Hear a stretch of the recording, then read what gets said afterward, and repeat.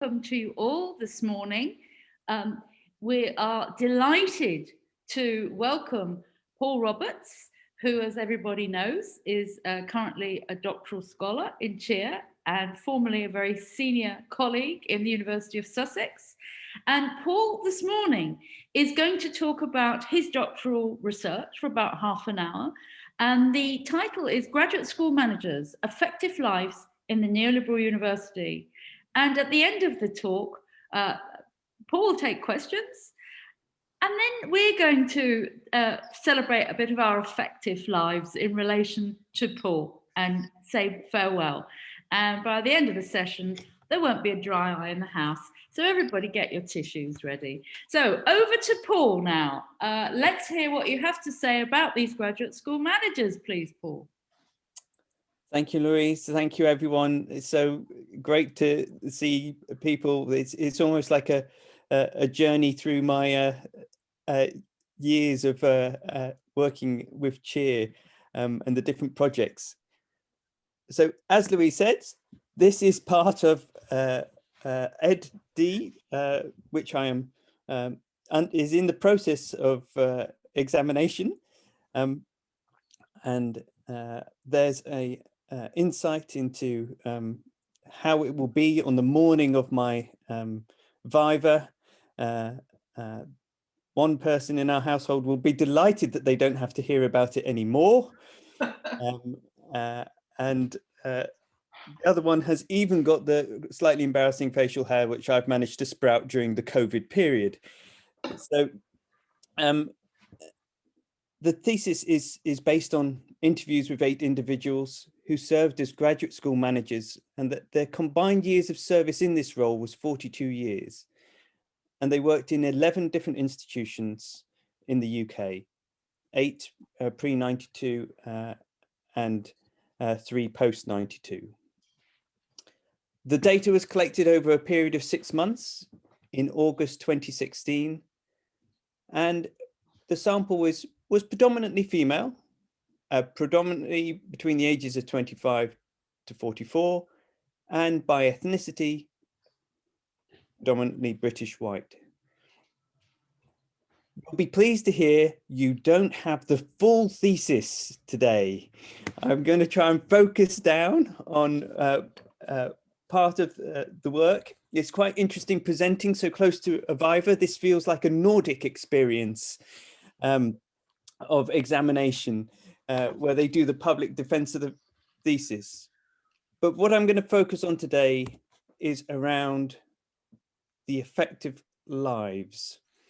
And I'll quickly touch on what do I mean by the neoliberal university? I'll try and explain what are graduate school managers, because they're not a very researched group, before revealing some of the affective lives that they gave as their narratives. And yes, finally, there will be questions, which are all welcome, because there'll be good practice for something that's happening at some point in the future.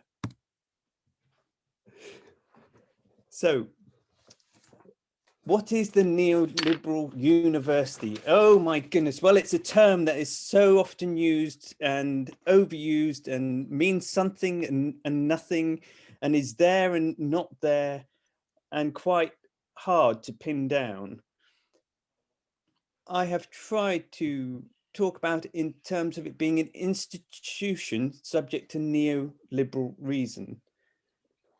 So neoliberal reason, though, itself is not something that's static. It's something that's quite fluid. So I think the picture there is of a molten metal, which is formed into a hand. So it seeps along the floor, turns into a hand and grabs you. And that's a sort of sense of some of the neoliberal reason. You're not really sure where it is, it's moving, and then it suddenly forms into something and takes hold. Collini described the sort of impact of neoliberal reason on the institution as sort of shifting from focusing on valuing scholarship, intellectual endeavor, knowledge creation, policy analysis, and criticality, to a university which really promoted entrepreneurship, income generation, knowledge mobilization, policy compliance, and employability. So quite a different institution to certainly the one I envisaged when I started my university career a number of years ago. For those working in higher education, this has implications. And in my thesis, I drew on Wendy Brown, where all conduct is sort of reduced to economic conduct, and measured in sort of economic terms and metrics, and everything is sort of monetarized. And I couldn't resist this picture because it spoke so much about so many inequalities in one picture, that I loved it. So all the hands appear to be white Caucasian. It's got the calculator there, metrifying the world. It's reducing things to nice bar charts. There's money. There's the need, the insatiable desire to stay awake and do more and take over the globe, represented by coffee. So there's again a sort of real interesting image of where some of this narrative is embedded even in the sort of the pictures and the clip art that's produced. But what does it mean for us working in higher education? So the implications are at all levels of the institution. We're constructed as if we are a business. So individuals and departments are seen as investments required to compete in a market, to make profit, and compete globally for resources, and particularly things like student numbers. This looks like the clip art looks like an international student recruitment meeting in a UK university, suddenly realizing there's an opportunity down in the Caribbean. But the sort of neoliberal university is one where big ideas, big concepts like financialization, reducing things to finance, marketization,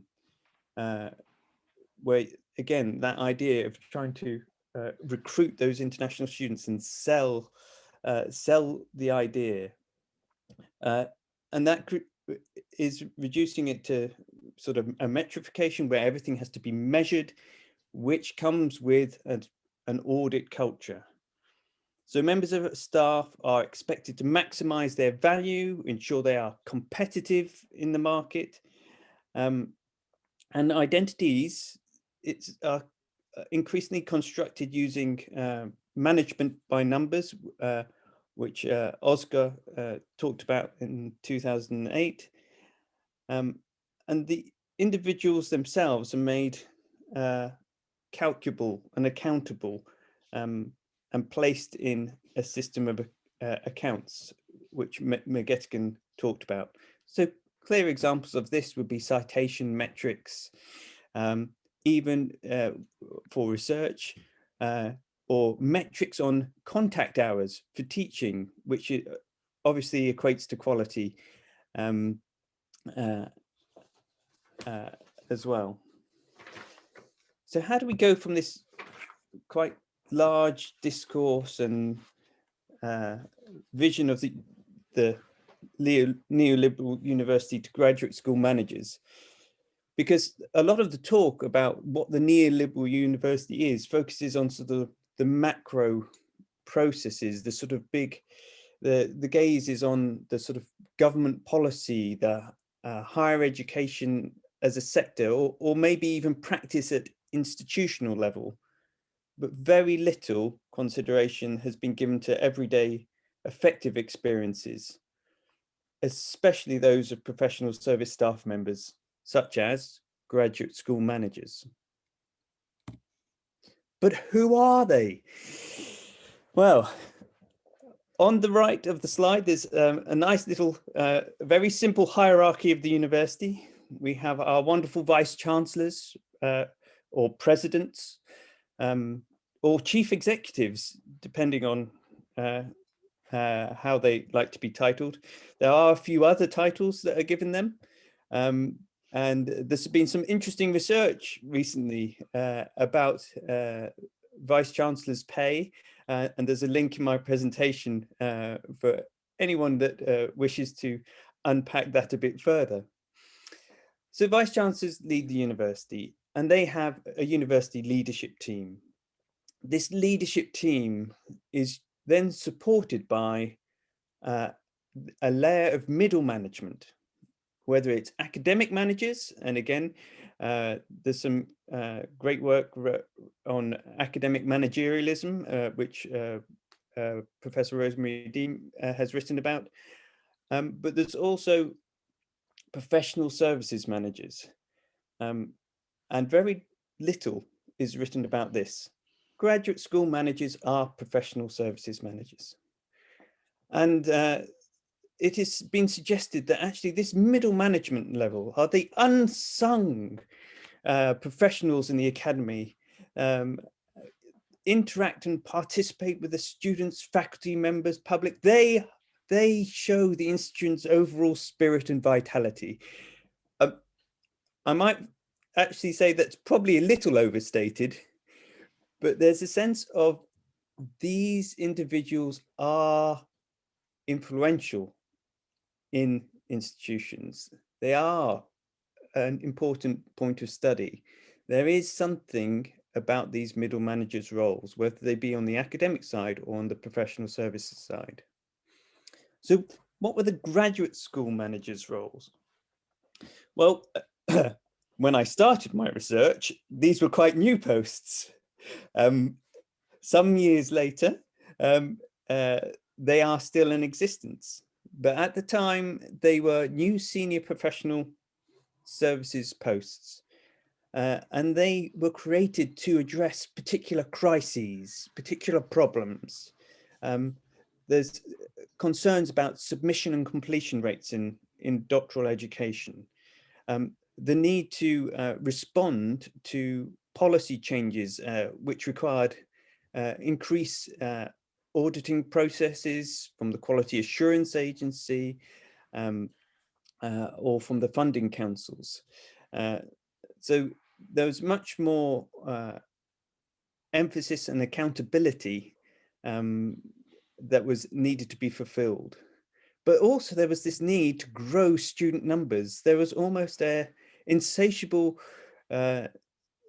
desire for all research intensive universities or aspiring research intensive universities to grow their doctoral cohort beyond expectations. And some of the numbers were quite unrealistic. But those were some of the sort of key drivers. And if we look at them in terms of some of the metrics, if we reduce them to metrics, terrible thing to do, graduate school managers are part of a trend which has seen non-academic staff increase above academic staff for a number of years in universities. And they're also, I think, there's something interesting about the hourly earnings and the pay. So you get a sense of where these managers are. So this is an interesting piece of often quoted analysis by UCEA, which shows that managers outside higher education institutions are paid about £28.43 an hour. Within higher education institutions, they're paid about £40.79 an hour. So graduate school managers' posts, when I conducted the study, were in a range of about 38 £48,000 to £56,000 in terms of the annual pay that they received.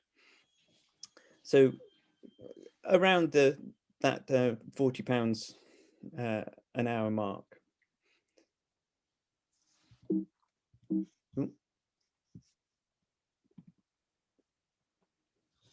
So aside from this, they were they're influential roles. They've got a agenda linked to policy. They're come in. They're expected to deliver transformational change to radically improve doctoral education. There's sort of, even in how their jobs are advertised, there's an implicit assumption that such appointees would bring personal agency to act as change agents. So that you can see there's sort of, you can position them as sort of part of Clark's cadre of change-orientated administrators, who he saw were a key ingredient for the success of the entrepreneurial or neoliberal university. And they're not sort of alone. They are part of a wider process of professionalization of staff in higher education. So again, Gornitzer and Larson talked about the rise in formal status, the rise in influence of these posts, how they're regarded in the institution. The fact that that comes with a sort of growth of educational requirements for appointment to such posts.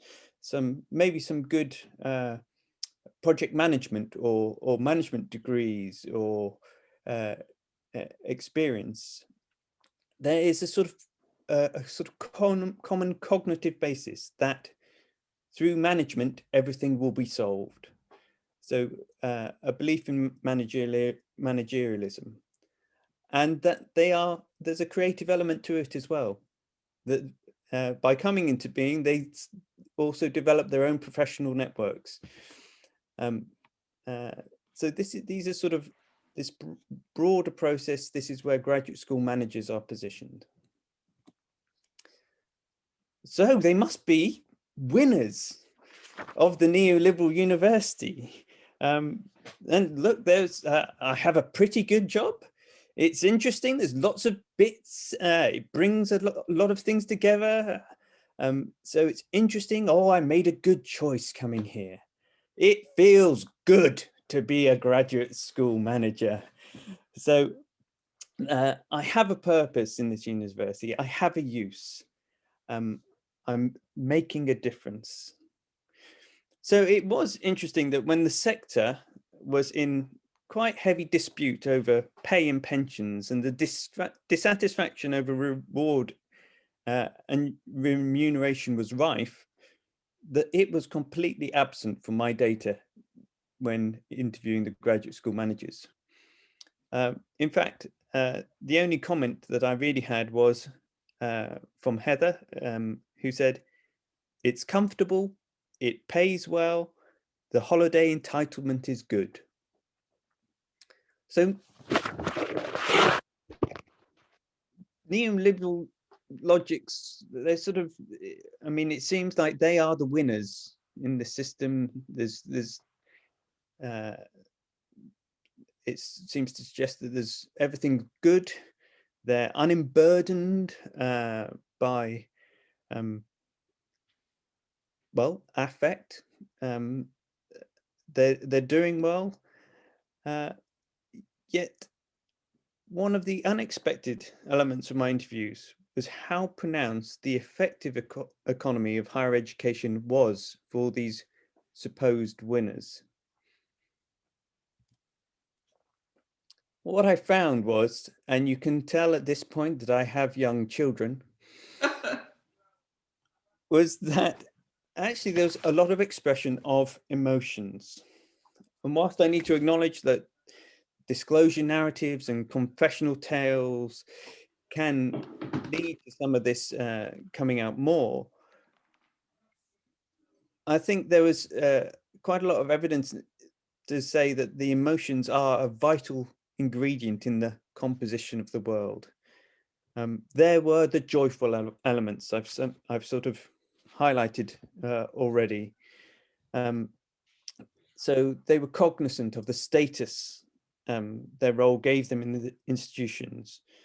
Participants talked about the posters having a high profile, being a senior role, a good promotion. I mean, my chest is filling out as I say these words. In short, the posts were desirable. And I think it's worth recognizing that whilst I've suggested maybe the neoliberal university is not the entirely desirable university, there are spaces where positive and personally rewarding and intellectually challenging roles can exist within neoliberalism, within a neoliberal university. But I also found that there was other emotions. There was fear both for self, fear at a high level.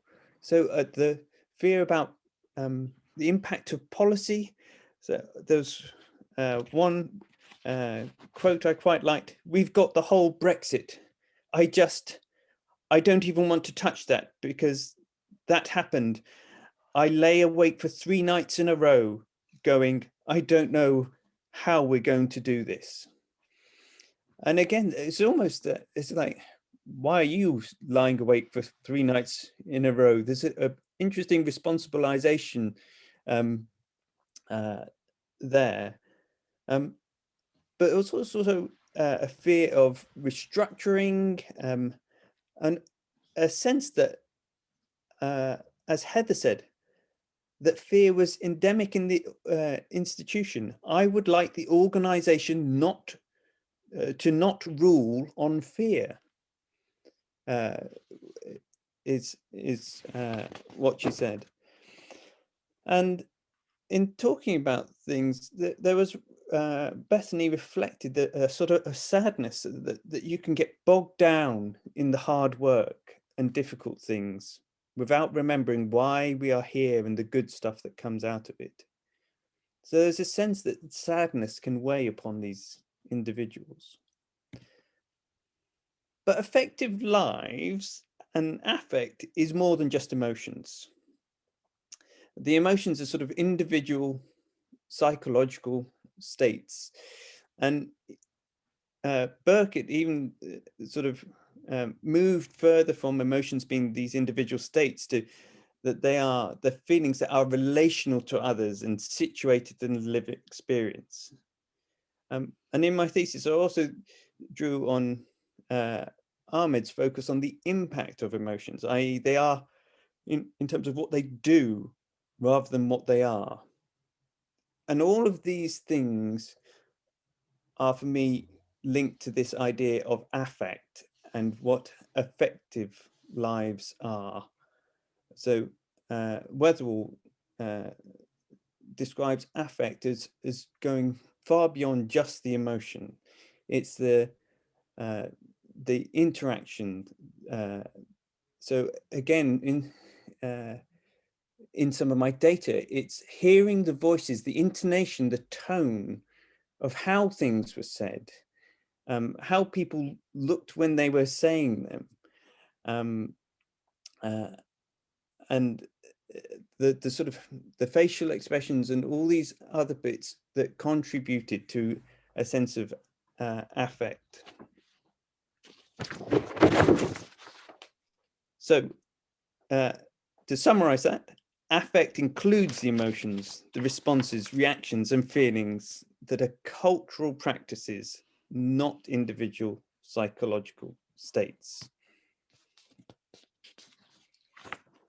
So there's been work on the affective economy of academia.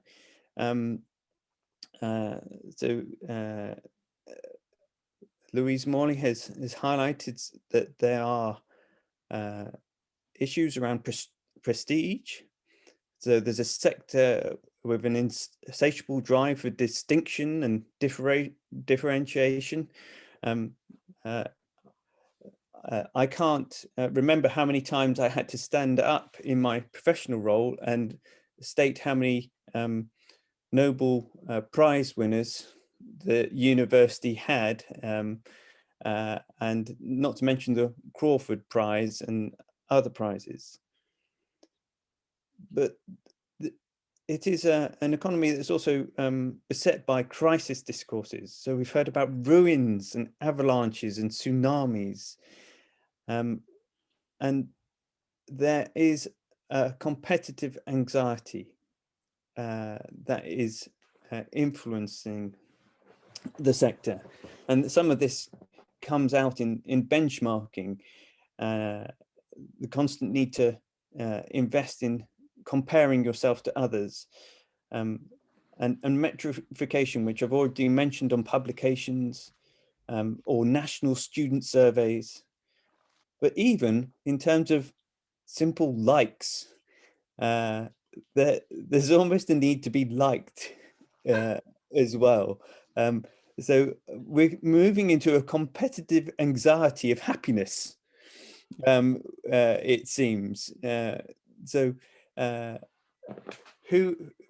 which institution can show it is the happiest, the kindest, the most desirable? So how did these, I mean, that's a sort of the broader frame, that there is an effective economy in higher education, but how were these experienced by the graduate school managers? So I've tried to highlight a few points of effective intensity, which came out of the data. There was uncertainty. Uncertainty in terms of what the future held. So there was lots of talk about constant reorganization, constant restructuring, a new vice chancellor coming in, a new senior team, different visions. But I've focused here a bit on future career. And you can see some of these quotes. I don't know. I suppose I only got as far as this. I don't know really. What am I going to do afterwards? Because what is there after this? There is no real sort of path. Anybody at a lower level than I am, I tell them, you really like postgraduate research, then fine, but there is no career. There is no progression. These are quite strong statements. And those, again, without the intonation, without listening, you can't see the uncertainty is hard to come through just in the text. So there's certainly something to explore there. And again, I need to just be cognizant that my sample was heavily gendered. And just there is a contrast to some of the work by Collison and Hearn about young men in a hurry. In a way, it's the sort of opposite. I mean, the average length of time in post is sort of 5 to 7 years. So is this just sort of a normal mid-career angst, or a sort of a chrononormativity being in place, or is this something that is gendered? Again, one of the other quotes was, I haven't got a plan after this. My daughter is 2 at the moment. That combined with working takes up all my energy. There's no space for career planning at the moment. So again, with all of this, there may be other angles to explore and things that may be going on. But certainly one of the messages came across was that uncertainty about future career was a cause of quite a lot of anxiety. Then there's another point was around this, so the need for self-maximization. There was quite a lot of sort of deficit human capital talk, anxiety. I can see people at a lower level, people who are coming in with a PhD, and I don't have one. And if I want to stay, I must get one. And so it's this sense of feeling underqualified, feeling lack of confidence. But it's also interesting in it positions knowledge as a credential for a professional role, as opposed to knowledge for knowledge's sake. So there was a sense that they needed to self-maximize and keep competing.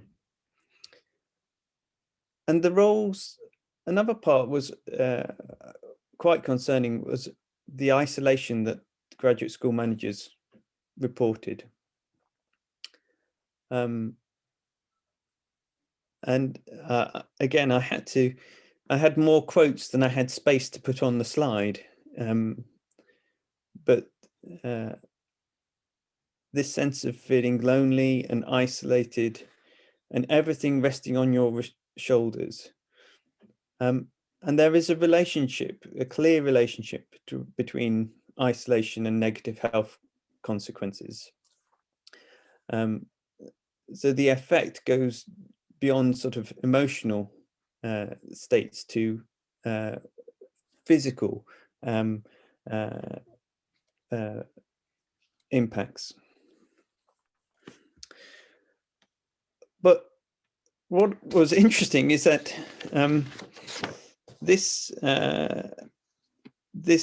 was something that I would suggest, drawing on Foucault, was something that they were doing to themselves. So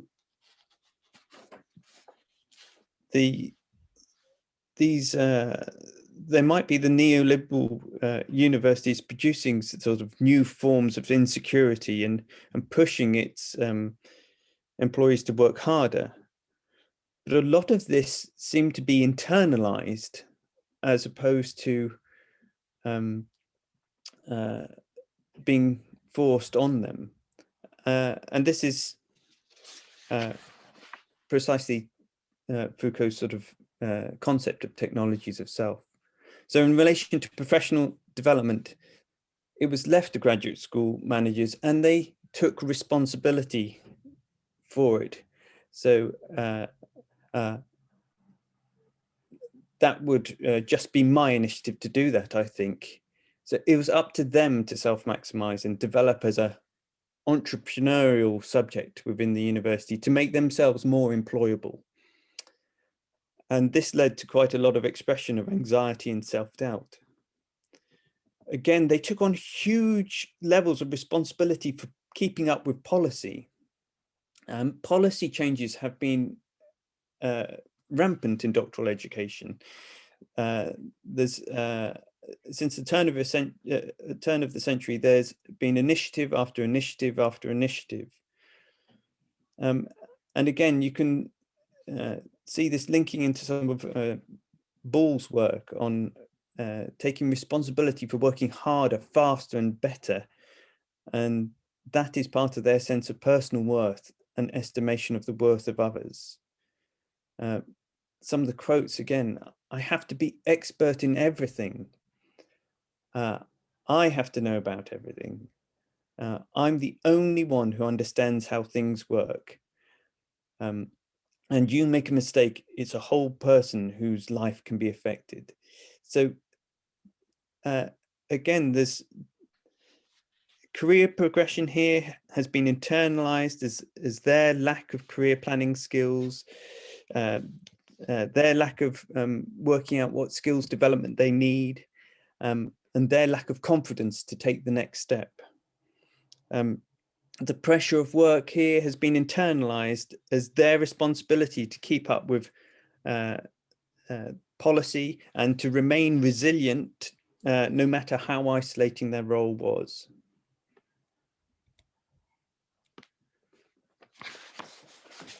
But what are the implications of this? Well, I first admit that establishing a truth is a very difficult thing to do. So what is absolute truth? But that's probably another lecture all in itself. So more of a post-structuralist approach, and these narratives are not a truth, but provide a way to explore how this discourses of power within universities and affect come together. They've highlighted how neoliberal reason is differently felt. So the graduate school managers felt it in different ways. There was bits of joy, bits of fear.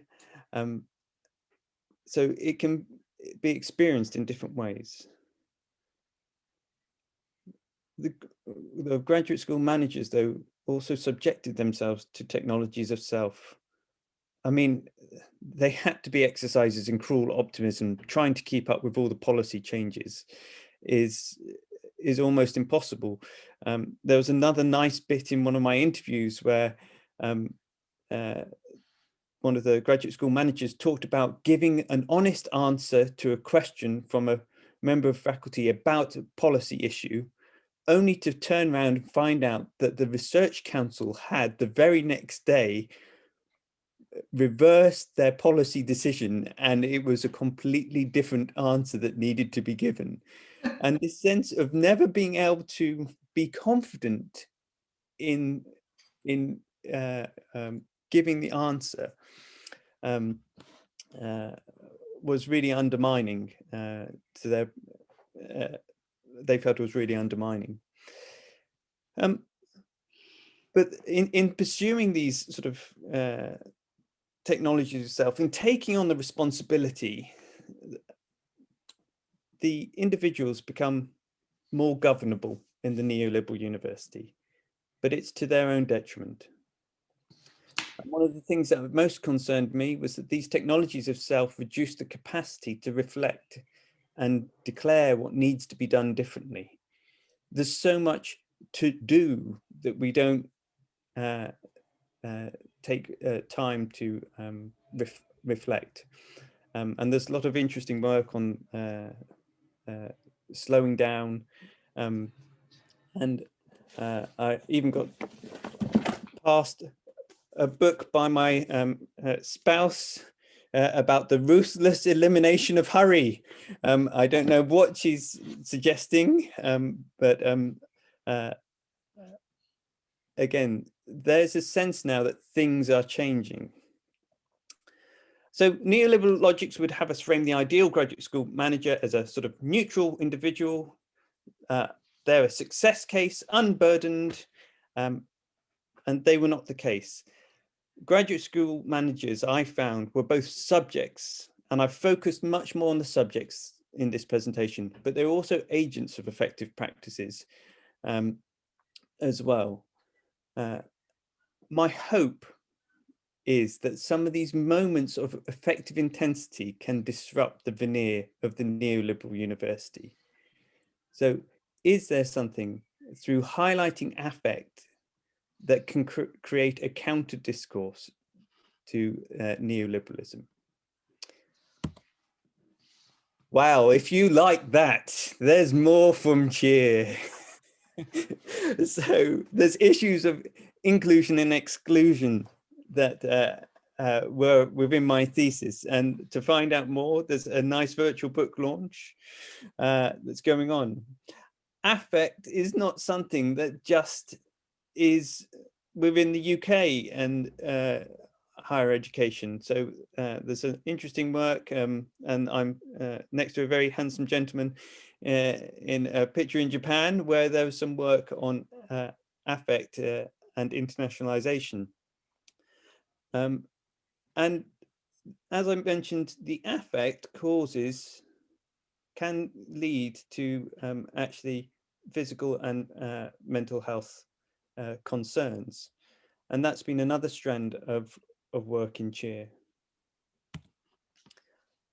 Now, I've got to the end, and it may be the last time I'm allowed to speak at a cheer event. So it's really important that I acknowledge and say thank you to my supervisor, who has provided me with an intellectually stimulating environment. I mean, there have been times when I've left the room going, oh my goodness, what was all that about, and how many hours of reading will that take? I think my favorite example of this was a sojourn into voice theory, which was, yes, character building. Anyway, I have to recognize her, not just for the intellectual stimulation, but for the emotional labor. And for anybody who's supervising doctoral students, if they need an example of somebody that has perseverance or has been through the process of supervision as therapy, then this is the person to talk to. And another key bit for me is belief. It sounds odd, but some of those, probably those uncertainties that the graduate school managers faced about their competencies and where they're gone, that's certainly something I also picked up, and I appreciate her support in that. And finally, I couldn't get away without saying how it has been an international blast.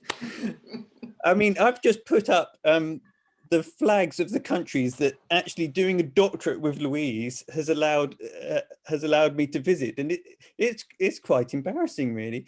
I mean, there's Japan, India, Portugal, Sweden, South Africa. I even used some of my doctorate in a presentation in Kazakhstan, and I'm not sure many people will have make that claim to fame. Looking at dual degrees in Australia, working with the University of Seville on Roma issues in Spain. And my favorite was the cheer event of the year, where we all get to go to Wales and have a jolly good time at the Society for Research in Higher Education. There are many more people to thank. So in my acknowledgement of my thesis, I recall a thanks to John Pryor for his early encouragement when I was just starting out on the doctorate. I've recorded a recognition of Dr. Ian Carter, who was my line manager, who, although he could have invested more in study leave, he did support me through the process, and that was greatly appreciated. I've also reflected on the great friendships I've made, and I hope that Yas has recovered from rural Japanese train drives. I don't think Emily and Charlotte have quite recovered from Jazzy J's Boom Boom Shake the Room in the Japanese karaoke. But it's been a great, I think the journey is often much more valuable than actually, it's what you learn as opposed to getting that certificate. In fact, I'm less worried about the certificate. I've had a great time. So big thank you. Thank you so much, Paul, for that.